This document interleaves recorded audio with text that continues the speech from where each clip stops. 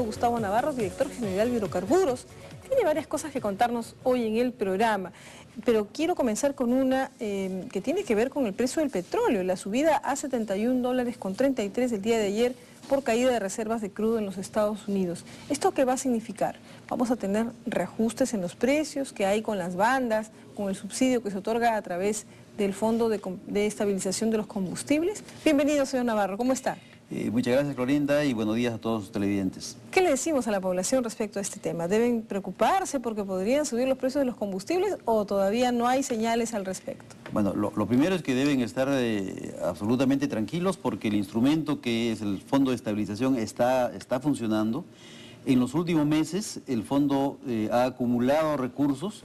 En este momento no lo debemos nada a las refinerías, eso es otro tema también importante. Está en azul. En azul, y esa acumulación de fondos nos da un respaldo de 245 millones de soles, que está permitiendo justamente para eso, es para hay disponibles hay disponibles que se están empleando en este momento para neutralizar esos vaivenes del mercado internacional, ¿no? Porque, de alguna manera, ¿cuál es el atraso más o menos promedio que hay en algunas gasolinas y demás? En promedio, los combustibles están hoy día 5.8% retrasados con respecto al mercado internacional. Y esa diferencia la está cubriendo el fondo, con los recursos que se generaron en estos meses, ¿no?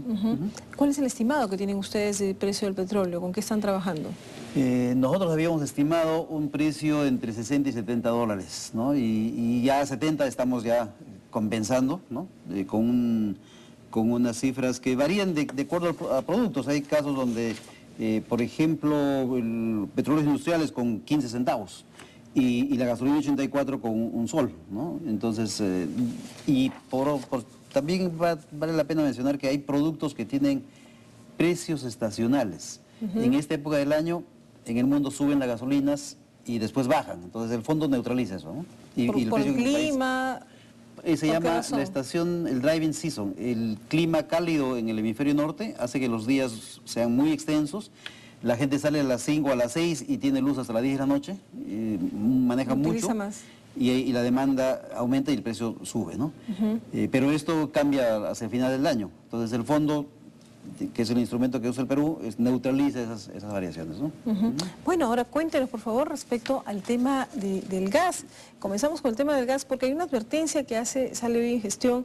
Dice que la empresa Kuntur advierte que el gasoducto andino del sur estaría en peligro, que la empresa señala que el Ministerio de Energía y Minas busca hacer un nuevo gasoducto de Camisea a Lima y centralizar más el consumo del gas. Dicen el Ejecutivo, algunos defienden que se pongan topes al ingreso de gas a la capital. ¿Es cierto? Le agradezco plantear el tema porque creo que no hay nadie que haya bregado y luchado más por el ducto al sur que el que habla, ¿no? O sea, durante los últimos años ha habido un enorme esfuerzo por hacer viable la atención de toda la región sur con un gasoducto que le permita una palanca de progreso general.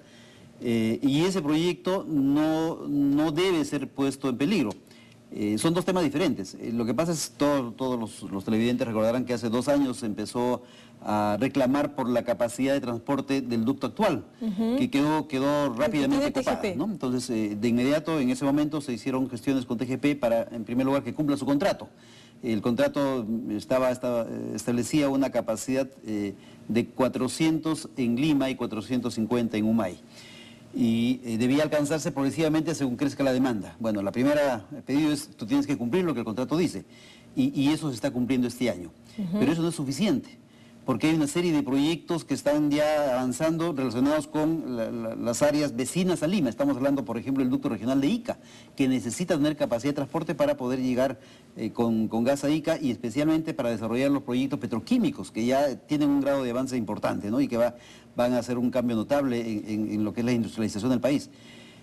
También está de por medio el ducto que debe ir hacia Huancayo, Tarma, La Oroya y bajar hacia Huaral para seguir hasta Chimbote, o sea, lo que es el ducto del norte medio, ¿no?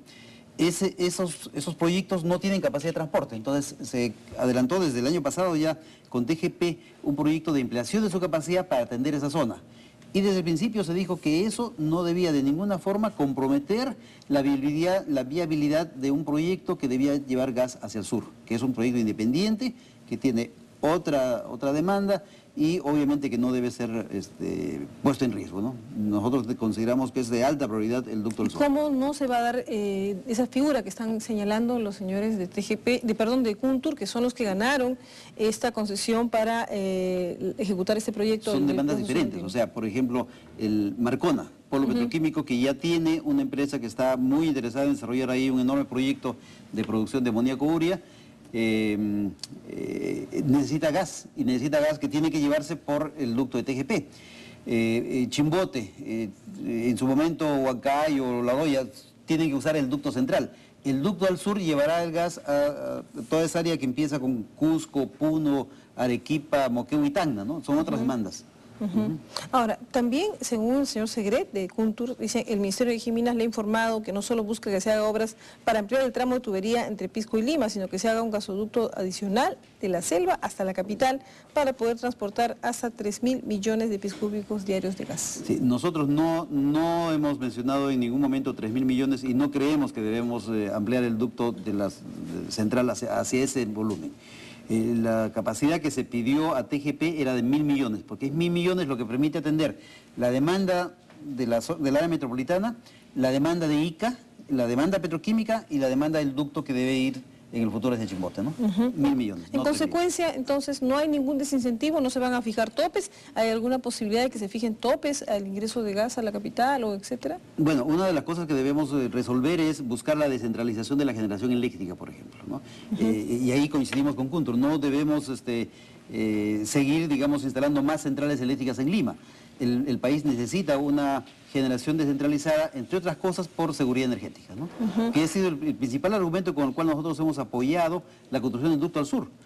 Porque creemos que en caso de una emergencia, si por alguna razón el ducto central se interrumpe, debemos tener una reserva importante en el sur que permita, con el sistema interconectado nacional, que el país siga teniendo provisión de energía, ¿no? Es muy importante eso. También Kuntur reclama señales para el desarrollo, faltan señales, dicen, para el desarrollo de la petroquímica. ¿Están diciendo algo cierto? Hay una ley petroquímica, hay un reglamento, ya se configuró el primer polo petroquímico en Marcona. El segundo polo petroquímico, ojalá que pronto empiecen a configurarse también los intereses concretos, ¿no? Y en ese momento se definirá. Hay alternativas que están planteándose con respecto al segundo polo petroquímico. Obviamente el sur es una posibilidad muy interesante, ¿no? Matarán y Hilo, por ejemplo. Algunas de esas opciones son candidatas fuertes a hacer un segundo polo petroquímico. Pero tiene que concretarse proyectos concretos, ¿no? Ahora, ustedes recientemente han dado una señal respecto a Cálida, su plan quinquenal que tenía en consecuencia ajustes tarifarios, ¿ha quedado allí en suspenso? No, ¿Cómo ha quedado? Porque les exigían algunos puntos que no estaban claros respecto a la llegada del gas. Sí, efectivamente, son cosas que son parte del proceso tarifario.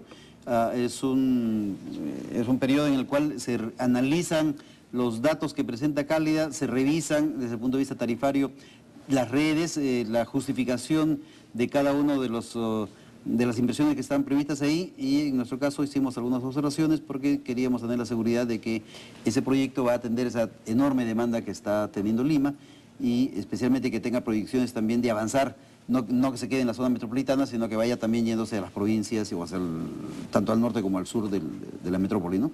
Y ya Cálida nos entregó la información complementaria, en este momento está siendo revisada y eso va a permitir reanudar a muy corto plazo el proceso tarifario que se maneja con la Gerencia de Regulación Tarifaria de Occidental. ¿Y eso tendría que aplicarse, esas modificaciones tarifarias, a partir de cuándo?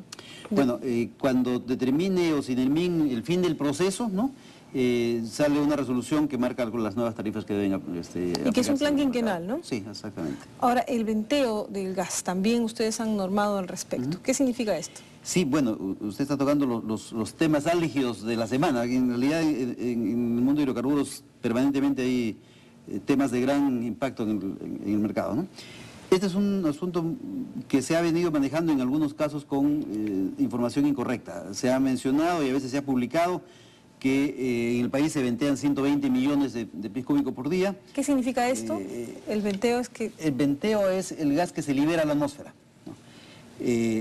Y ayer se ha no vuelto se utilice, a publicar, se deja que no se escapar, utilice, que se deje escapar. Muy bien. Y ayer se ha vuelto a publicar que un experto, entre comillas, ha mencionado que se están vendiendo 60 millones. Eso es absolutamente falso. ¿Cuánto es lo que se ventea? Es este cuadro. No sé si lo podemos mostrar en Muestra pantalla. la realidad del año 2008. La producción de gas en el Perú en el año 2008 ha sido 740 millones de pies cúbicos. De esa cifra, menos del 1% ha sido gas quemado, que corresponde ¿Cuál la barrita? quemado, aquí estamos hablando de 7.3 millones por día, y el gas venteado es 16.3. O sea, no 2%, no 60 como se dice. De ninguna manera, es una cifra muchísimo más baja. Ahora, de todas maneras es algo que no debe ser, ¿no? No debe ser.